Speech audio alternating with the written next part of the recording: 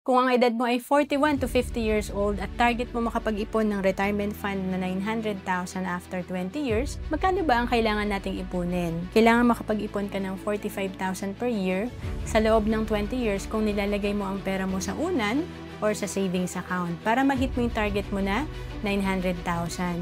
Pero alam mo bang pag marunong ka mag-invest, kagaya sa Kaiser na 7 years ka lang mag-iipon ng 45,000 per year, and ang projected fund mo after 20 years ay 875,000. Ang Kaiser ay 7 years to pay, 20 years maturity.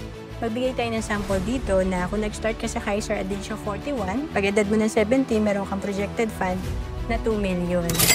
After 20 years, good as cash ang fund natin sa Kaiser at kapag hindi pa natin kinuha ang fund natin, patuloy pa rin mag-grow ang investment natin at may healthcare pa rin tayo magagamit.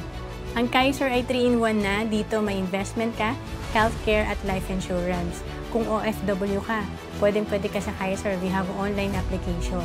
And tinatawag namin to na level 1 investing, kaya dito rin ako nagsimula noong 2012.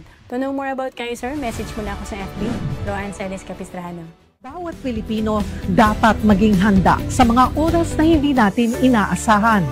Gaya ng biglaang pagkakasakit, dapat may pondo tayo na magagamit. Sa oras ng pangangailangan, dapat may magmamalasakit.